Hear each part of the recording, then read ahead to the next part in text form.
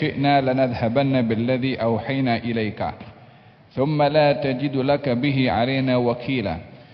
Jika kami berkehendak, maka kami boleh mengambil balik, menarik dan menghilangkan apa yang telah kami wahyukan kepada engkau, wahai Rasulullah Muhammad. Dan engkau tidak akan menjumpai sesiapa pun yang boleh mengembalikan wahyu yang aku dah tarik balik, illa rahmatan min rabbik, kecuali dengan rahmat Tuhanmu yang boleh mengembalikan Al-Quran. Yani, Allah ingin memberitahukan kepada orang-orang kafir yang mentuhmah dengan tuhmahan pelbagai kepada Rasulullah kerana Rasulullah membawa Al-Quranul Karim. Diberitahukan oleh Allah, Quran ini bukan buatan Muhammad. Quran bukan kata-kata Muhammad, itu kata-kata Allah. Kata-kata Allah, Allah sendiri yang berhak untuk mengekalkan, Allah juga berhak untuk menarik balik.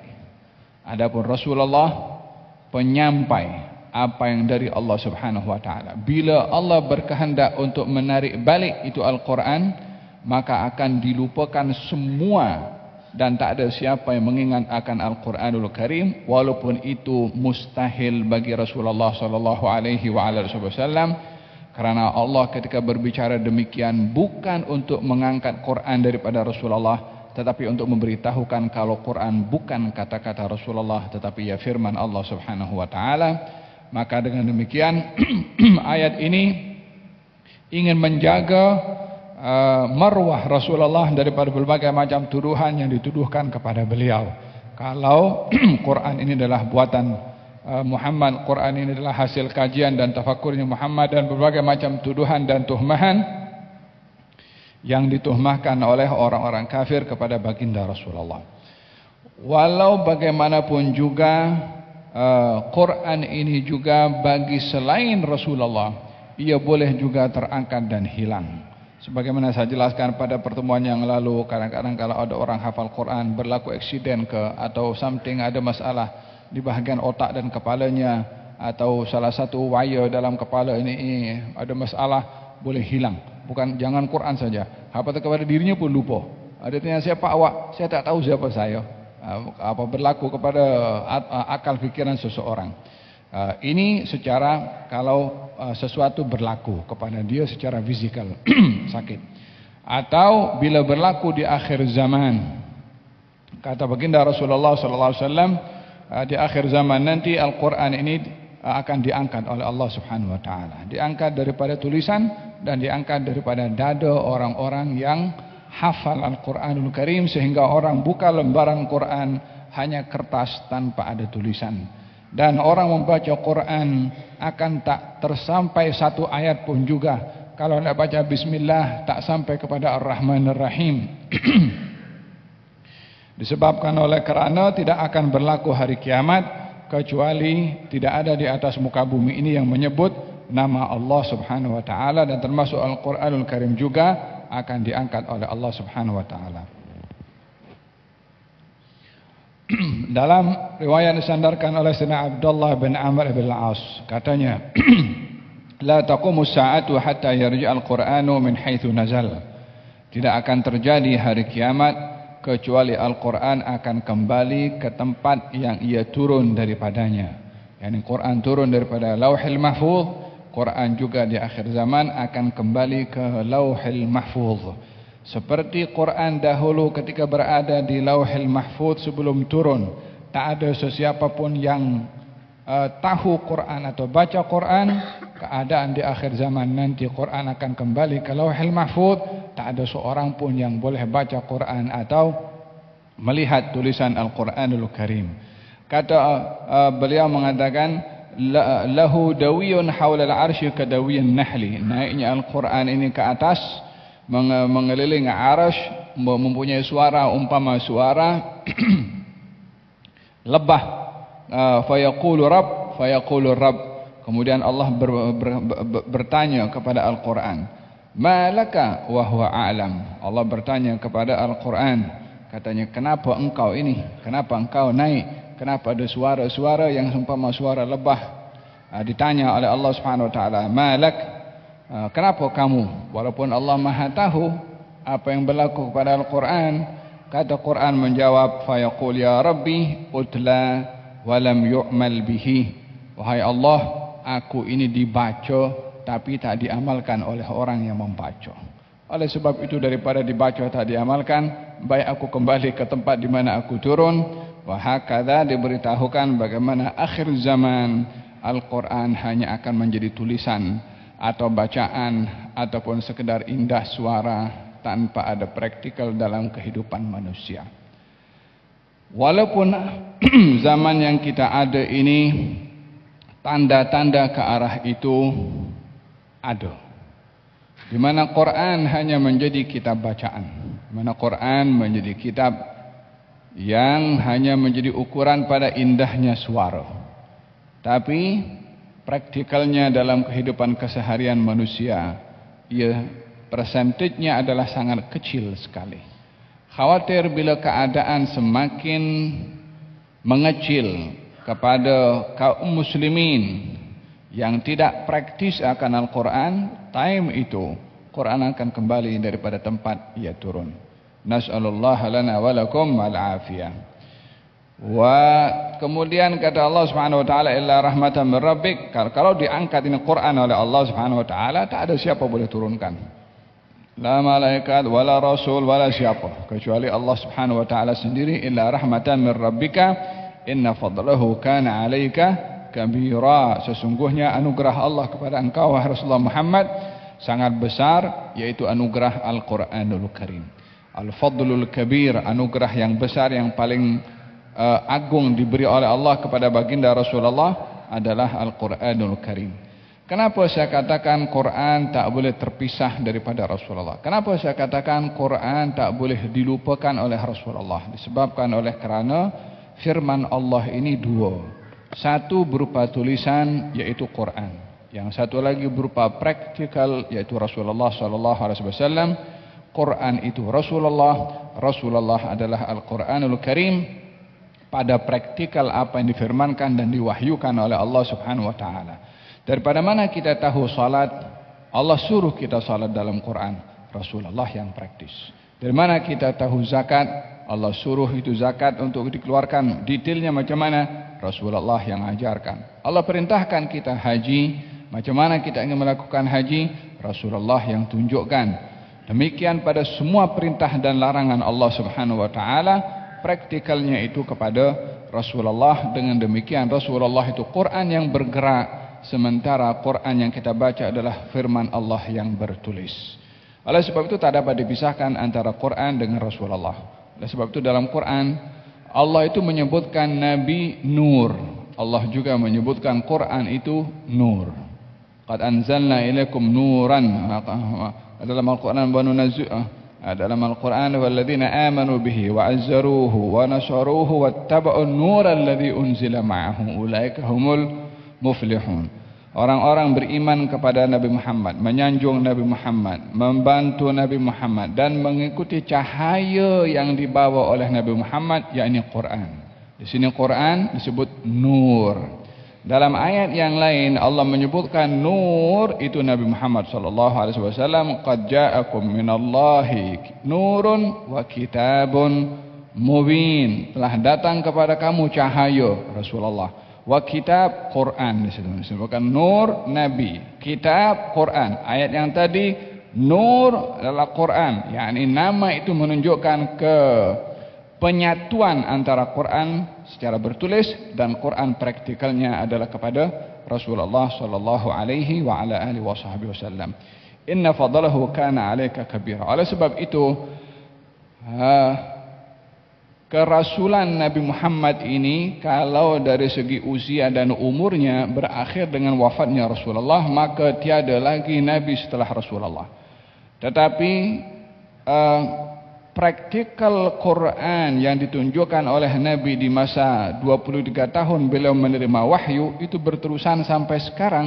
Qurannya ada, seakan-akan nabinya ada, karena saya katakan di awal tadi tentang Quran yang bertulis ada dengan kita, Quran yang bergerak sudah meninggal dunia, tapi tetap itu adalah penyatuan antara Quran yang bergerak yaitu Rasulullah dan Quran yang bertulis yang ada di tengah-tengah kita pada hari ini. إلا رحمة من ربك إن فضله كان عليك كبيرا قل لئن اجتمعت الإنس والجن على أن يأتوا بمثل هذا القرآن لا يأتون بمثله ولو كان بعضهم لبعض ظهيرا. Katakan wahai Rasulullah Muhammad, kalau jin dan manusia berhimpun oleh kerana kaum musyrikin mentuhmah macam-macam akan Al-Quranul Karim,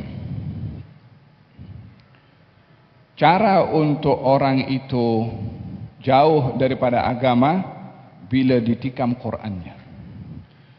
Cara seseorang itu akan berjaya untuk menguasai kaum muslimin bila jauh daripada kitabnya. Jauh di sini tak semestinya orang Islam jadi murtad. Tapi bila orang Islam sudah tidak lagi bersama dengan Al-Quran, sehingga Quran hanya menjadi kitab bacaan, bukan lagi menjadi lifestyle dalam kehidupan manusia. Bila itu berjaya, maka telah berjayalah musuh untuk mengalahkan kaum muslimin tanpa senjata, tanpa nuklear, tanpa drone, tanpa apapun juga, bila orang Islam jauh daripada Al-Quranul Karim.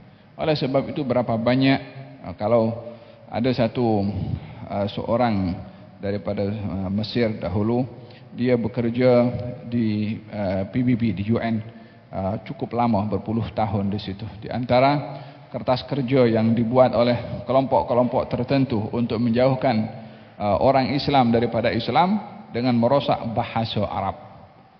Dengan merosak bahasa Arab sehingga orang Arab pun tak paham Quran. Sehingga orang Arab pun tak paham Quran walaupun bahasa mereka. Oleh sebab itu kalau kita tengok orang-orang Arab di zaman ini berbicara, bahasanya bukan bahasa pure Quran, fusha, dengan bahasa slang yang berbeza-beza. Kita pergi ke negara Teluk, bahasanya beza dengan Lebanon, dengan Syria, dengan Aljazair, Algeria, dengan Tunis. Kadang-kadang kita pun tak paham apa mereka cakap, padahal mereka bercakap bahasa Arab. Kalau mereka berbahasa dengan bahasa Quran, semua orang Arab akan menjadi paham. Tapi karena sudah dipecahkan Quran ini dengan macam-macam slang, sehingga orang Arab pun juga baca Quran tak paham.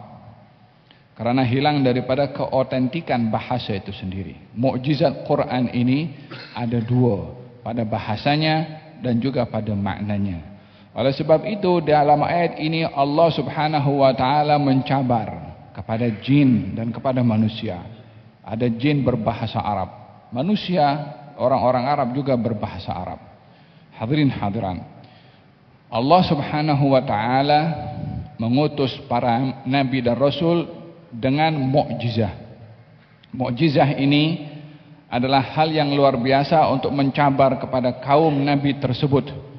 Kalau boleh mendatangkan seperti mukjizah itu dan mereka tidak akan mampu mendatangkannya. Tujuan diberi mukjizah adalah sebagai bukti kalau nabi itu benar. Nabi Musa diberi mukjizah oleh Allah tongkat.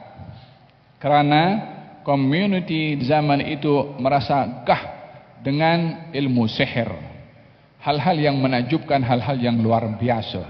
Allah beri Nabi Musa mukjizah, tongkat yang boleh berubah menjadi ular, yang menjadi keluar biasaan di mata penyihir, apatah lagi kepada orang awam, sehingga mencabar kepada mereka. Kalau orang-orang penyihir dahulu lempar tali yang disihir mata orang, sehingga nampak tali macam ular.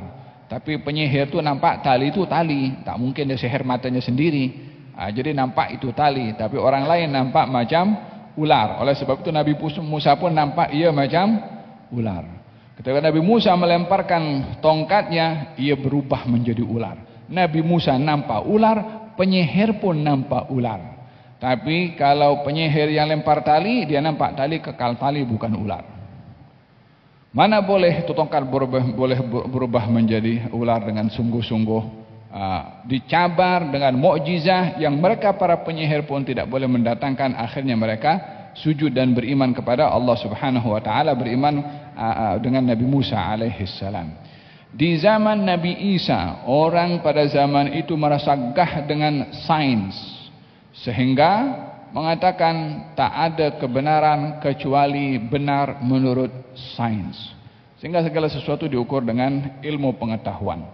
Sampailah saintis pada waktu itu berkesimpulan, orang yang buta tak boleh sembuh, orang yang kena penyakit sopak tak boleh sembuh, dan orang mati tak boleh hidup.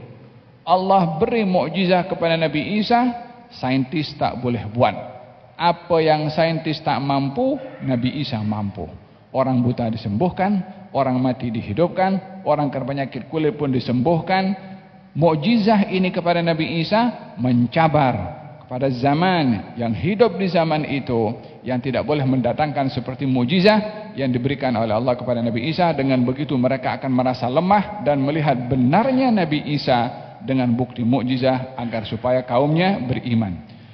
Setiap mukjizat diberikan oleh Allah kepada Nabi sesuai dengan realiti zaman, dan mukjizat yang diberikan oleh Allah kepada Nabi Muhammad sallallahu alaihi wasallam berbeza dengan mukjizat yang diberikan oleh Allah kepada nabi-nabi yang terdahulu.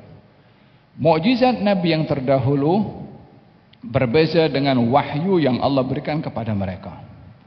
Mukjizatnya asing. Mukjizat Nabi Isa, mukjizat Nabi Musa asing. Walaupun Nabi Musa ada kitab Taurat, Nabi Isa ada kitab Injil.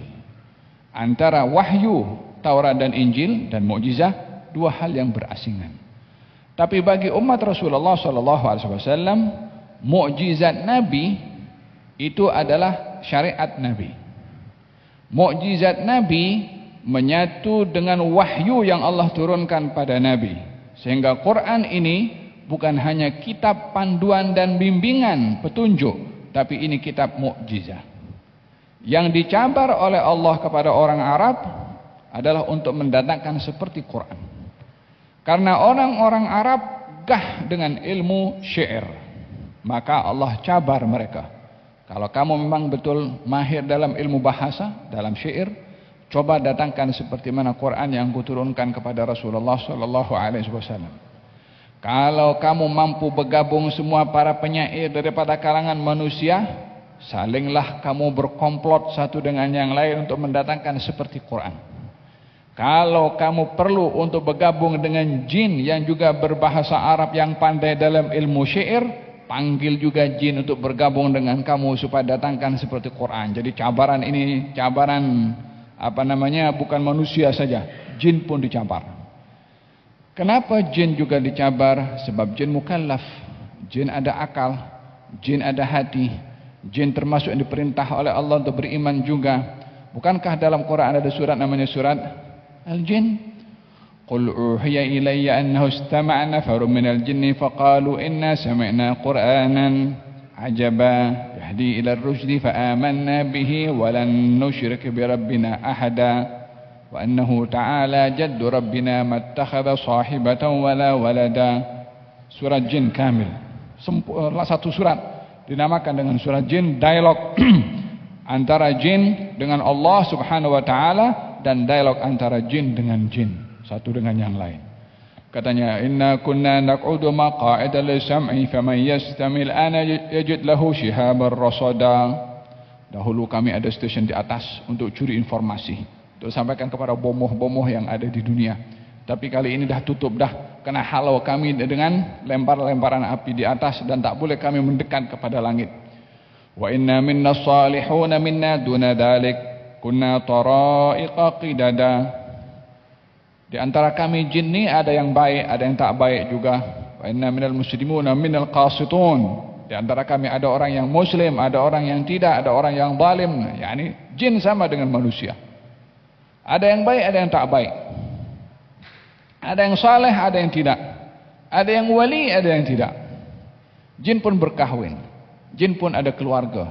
Jin pun makan dan minum. Jin pun ada zuriyah. Jin berkongsi alam dengan manusia. Hanya ada hijab yang menghalang kita dengan jin, walaupun berkongsi tempat atau berkongsi daerah atau berkongsi negara. Tak tahulah ada immigration di jin ke tak ada. Allahu a'lam. Tapi intinya pada jin ada kehidupan tersendiri. Dimensi yang dibezakan oleh Allah Subhanahu wa taala. Ya subhanallah. Maha suci Allah, untuk menjadikan tempat yang sama dikongsi oleh dua makhluk yang berbeza, dengan kehidupan yang berbeza, dengan cara interaksi satu dengan yang lain berbeza. Mungkin di hadapan kita pun sebelah awak pun ada orang duduk sebelah, Allahu a'lam. Mungkin alhasil Maha suci Allah Subhanahu wa taala. Bukankah dikatakan dalam Al-Qur'anul Karim ketika baginda Rasulullah balik daripada Taif, Nabi bangun malam. Masa bangun malam, jin dengar bacaan baginda Rasulullah.